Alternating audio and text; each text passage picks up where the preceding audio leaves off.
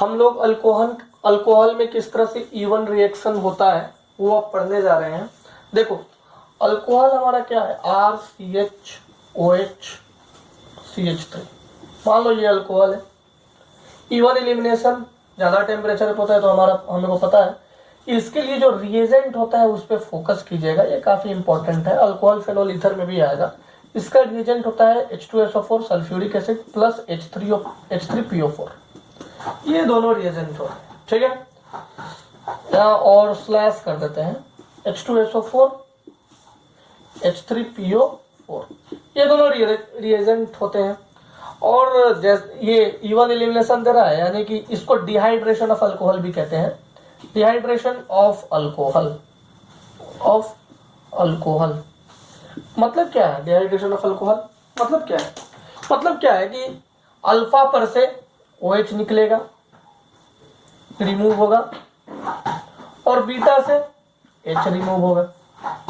यानी कि है तो इलिमिनेशन रिएक्शन, और कौन सा प्रोसीजर फॉलो करेगा? Even elimination. कहने का मतलब है कि इसमें भी कार्बोकैटायन का फॉर्मेशन होगा, कार्बोकैटायन फॉर्मेशन, और कार्बोकैटायन फॉर्मेशन में जो ज्यादा स्टेबल होगा शिफ्ट करके सबसे ज्यादा बेहतर प्रोडक्ट, मेजर प्रोडक्ट, सेडजेट प्रोडक्ट वही देगा। तो इस प्रोडक्ट का आंसर क्या आना चाहिए? इसमें से OH गया, यहां से हाइड्रोजन गया, RCH double bond CH2 plus H2O, यही आंसर आना चाहिए। क्योंकि हम तो डिहाइड्रेशन ऑफ अल्कोहल कर रहे हैं, मतलब वाटर को बाहर खींच रहे हैं, यही हमारा आंसर आना चाहिए।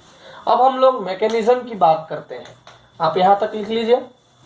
ठीक है, मैकेनिज्म की बात करें, बहुत सिंपल मैकेनिज्म है, वेरी वेरी सिंपल मैकेनिज्म है इसका।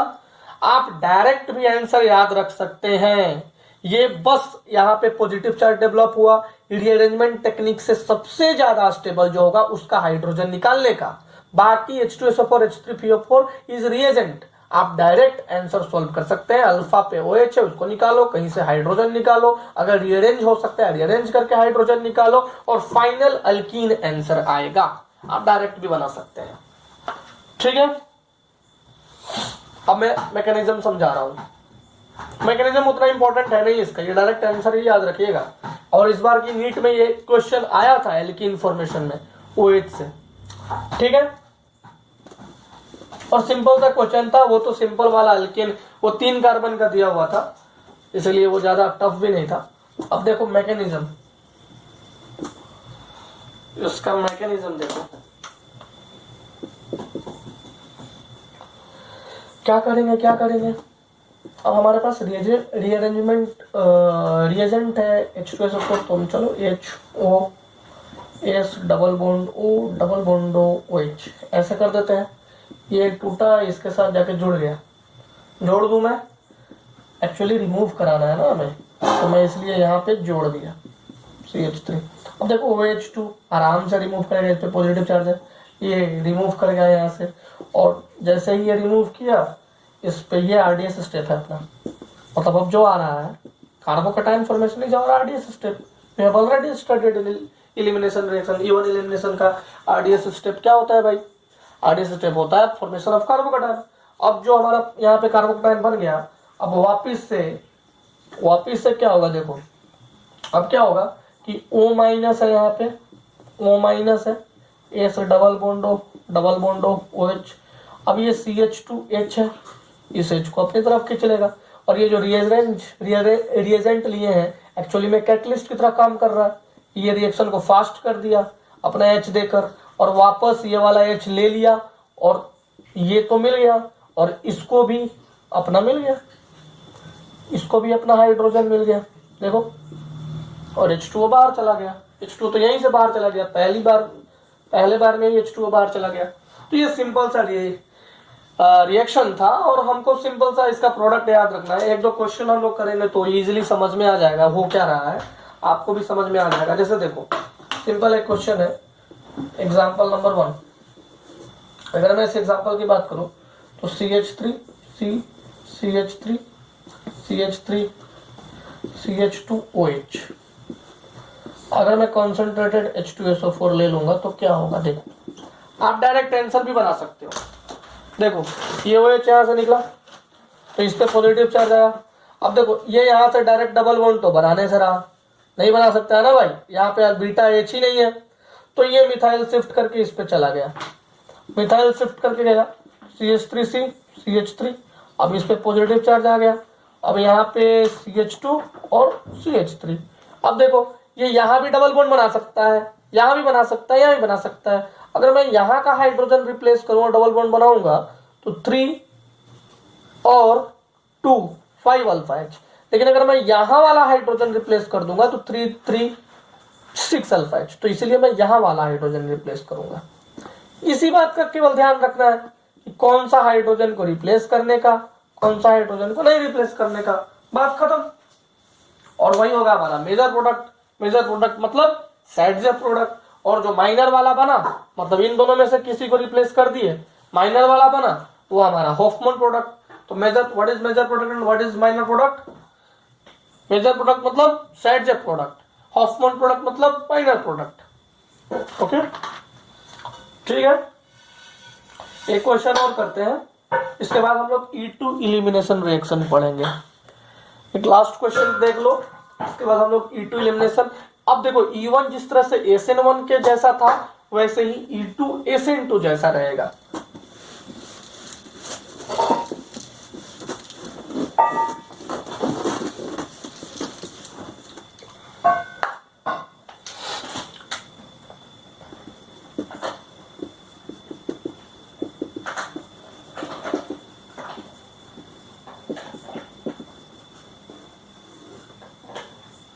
E2 इलिमिनेशन रिएक्शन पढ़ने से पहले मैं क्वेश्चन एक दे देता हूं। क्वेश्चन नंबर 1, CH3CHOH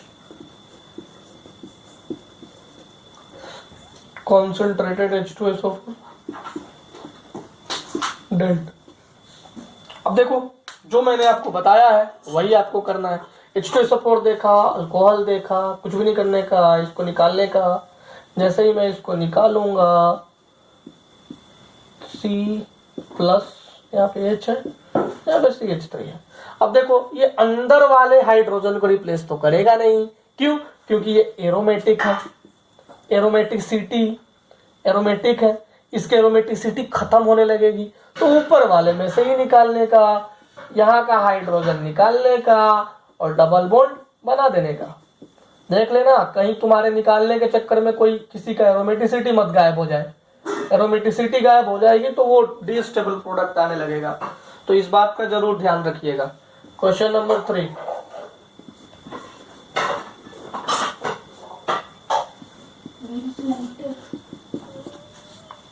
ये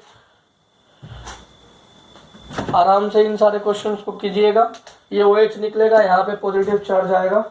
अब जब होगा ना, अब ये अंदर आ जाएगा, तो आप जो Cl लेकर मैं आपको बताया था, अब OH लेकर आप खुद से बना लीजिएगा, कोई दिक्कत है नहीं है। एक क्वेश्चन नंबर 4 भी देख ही लो। ये Br लगा है, H2O है, 60 डिग्री सेल्सियस पे H2O है और 10 डिग्री सेल्सियस पे H2O है। क्या प्रोडक्ट बनेगा भाई? ध्यान से देखना, 60 डिग्री सेल्सियस वाला पे डबल बॉन्ड आ जाएगा, ये पॉजिटिव आया, ये वाला हाइड्रोजन हटाएंगे तो साइड प्रोडक्ट मिलेगा, ये हटा के यहाँ पे बना देंगे तो ये माइनर प्रोडक्ट हॉफमैन मिलेगा, और 10 डिग्री सेल्सियस पे सिंपल सा SN1 मिलेगा। SN1 में क्या होगा, यहाँ पे आ जाएगा अपना OH। ठीक है, कोई दिक्कत नहीं। ये नोट डाउन कर लीजिए और E2 इलिमिनेशन के लिए रेडी हो जाइए। इलिमिनेशन, और इस तरह से हमारा रिएक्शन मैकेनिज्म चैप्टर खत्म हो जाएगा। आप रिएक्शन मैकेनिज्म के क्वेश्चंस लगा लीजिएगा। इसके बाद में हम लोग नेक्स्ट अपना टॉपिक पे आ जाएंगे, और वो टॉपिक रहेगा हमारा haloalkanes and haloarenes. एक चैप्टर है, ये 12th क्लास का बहुत इंपॉर्टेंट चैप्टर है। और देखो रिएक्शन मैकेनिज्म अगर आप अच्छे से पढ़ोगे तो haloalkanes and haloarenes में कोई भी प्रॉब्लम नहीं आएगी, बस उसमें नए नए रिएक्शंस का नाम आ जाता है और कोई ज्यादा फर्क नहीं पड़ता। नए नए रिएक्शंस के नाम आ जाएंगे, नेम रिएक्शन जिसको बोलते हैं। बाकी जितने रिएक्शन होंगे, जितना मैंने पढ़ाया उसी में से कोई ना कोई रिएक्शन आते जाएगा। ठीक है, बेटा तो इसे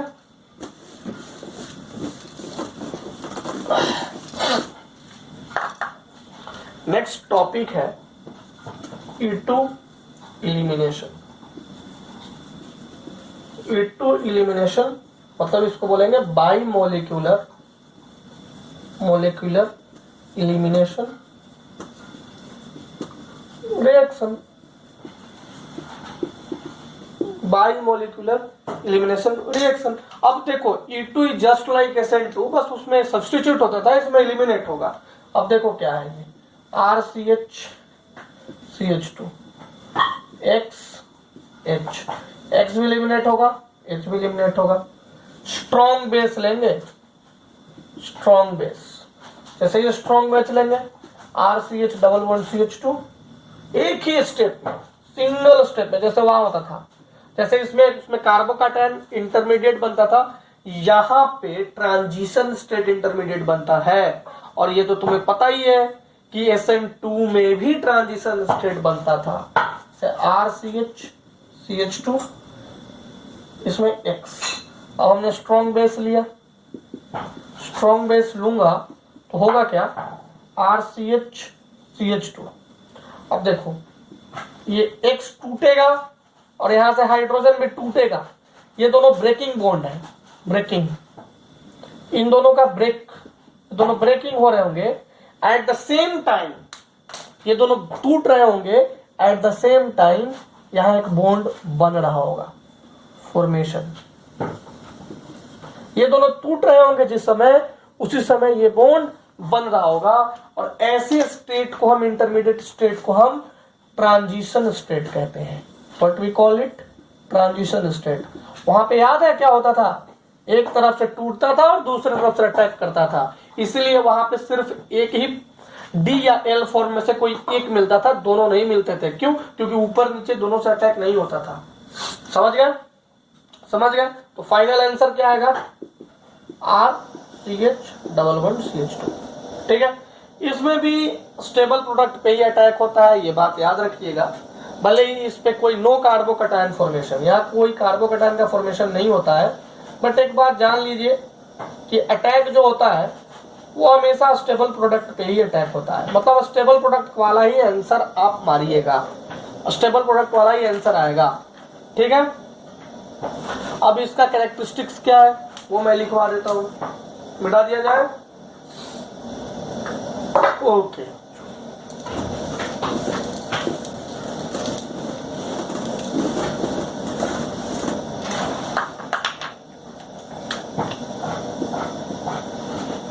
points remembered in E2। E2 में कौन कौन सा पॉइंट हम रिमेंबर करेंगे। पहला पॉइंट है ये सिंगल स्टेप है, single step reaction. Second point क्या हो सकता है, E2 RDS स्टेप जो है वो बाईमोलिक्यूलर है। बाईमोलिक्यूलर कैसे है बाईमोलिक्यूलर भाई, जो रेट है ना वह न्यूक्लियोफाइल पे भी डिपेंड कर रहा है। मतलब बेस कहो, बेस ही तो का न्यूक्लियोफाइल है, और ये RX पे भी डिपेंड कर रहा है। कैसे कर रहा है, आपने देखा इंटरमीडिएट बन रहा था तो उस पे भी डिपेंड कर रहा है, इस पे भी डिपेंड कर रहा है। तो ऑर्डर क्या हो गया भाई, ऑर्डर इसका 1 इसका 1, 1 + 1 = 2। ये तो आप पढ़ चुके होंगे। ऑर्डर जो होता है वो एक्सपेरिमेंटल वैल्यू होता है, केमिकल काइनेटिक्स में आपको पढ़ाया जा रहा होगा। स्ट्रॉन्ग बेस यूज करते हैं, कौन कौन सा, KOH यूज कर सकते हैं, NOH यूज कर सकते हैं। तब अल्कोहलिक थोड़ा होता है, ये अल्कोहलिक कहीं कहीं लिखा रहता है, अल्कोहलिक KOH NOH, इसमें NH2 या NH3 कंबाइन करता है। ठीक है, ये स्ट्रॉन्ग इसलिए लेते हैं कि डायरेक्ट अटैकिंग हो, डायरेक्ट बने। अब चौथा क्या है, transition state formation, transition state बनता है। अच्छा, सॉल्वेंट कौन सा यूज करते हैं, पोलर एप्रोटिक, ये मैं बता चुका हूं आपको। पोलर एप्रोटिक सॉल्वेंट हम इसमें यूज करते हैं, DMF, DMSO या फिर एसीटोन। ठीक है ना, ये हो गई लिविंग ग्रुप टेंडेंसी।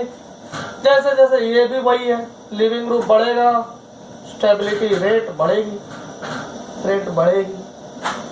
ठीक है। अब देखो डेल्टा एच ग्रेटर देन 0 होता है, इसमें स्टार्टिंग में ही बताया था एंडोथर्मिक होता है। टेम्परेचर बढ़ाओगे रेट बढ़ेगी, और आपने तो देखा ही है ज़्यादा टेम्परेचर पे E1 रिएक्शन होता है, उससे भी ज़्यादा टेम्परेचर बढ़ा देंगे तो E2 रिएक्शन होगा। पॉइंट्स में कोई प्रॉब्लम बच्चों किसी प्रकार का नहीं। अब एक दो क्वेश्चन कर लेते हैं, काफ़ी आसान से क्वेश्चन जिसमें आते हैं वैसा ही है जैसा पहले वाला था। मिटा दूं इसे मैं, कोई दिक्कत? Okay.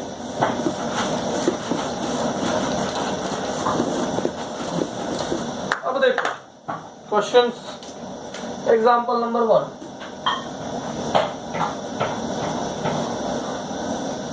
Wear delta alcoholic KOH, ये देखते ही आपको बोलना है कि ये E2 रिएक्शन है। Wear CH3O minus delta. अब देखो ये CH3O माइनस यहाँ पे आया है, ये क्या है? ये तुम्हें लग रहा होगा कि ये वीक बेस लिया है, लेकिन अगर मैं इसको डेल्टा बहुत ज़्यादा टेम्परेचर दे दूंगा तो ये फाइनली स्ट्रॉन्ग की तरह काम करने लगेगा, ठीक है। एग्जाम्पल 3 वो तो मैं बता चुका हूँ, फिर भी अगर आप गलत कर दोगे, बहुत ज़्यादा हाई टेम्परेचर है,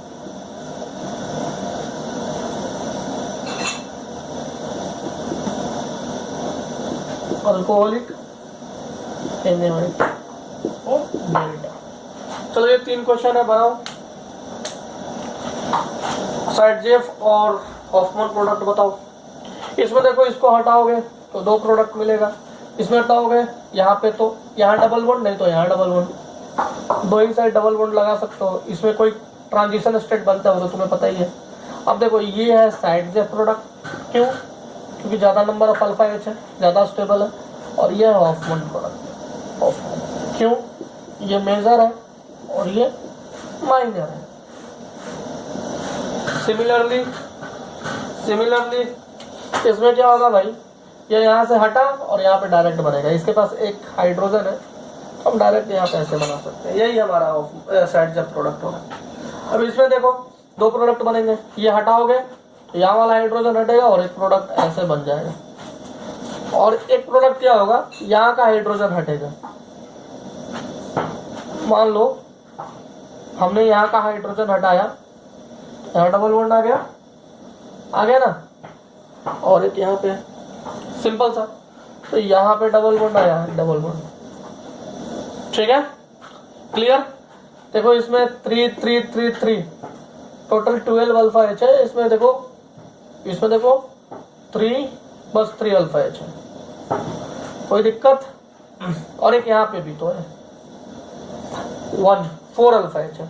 तो ये साइडजेफ हुआ और ये हॉफमैन हुआ, ये मेजर है और ये माइनर है। कोई दिक्कत किसी प्रकार का? ओके, तो ये हमारा रिएक्शन मैकेनिज्म कंप्लीट हो गया। Now we are going to enter in haloalkanes and haloarenes. Okay.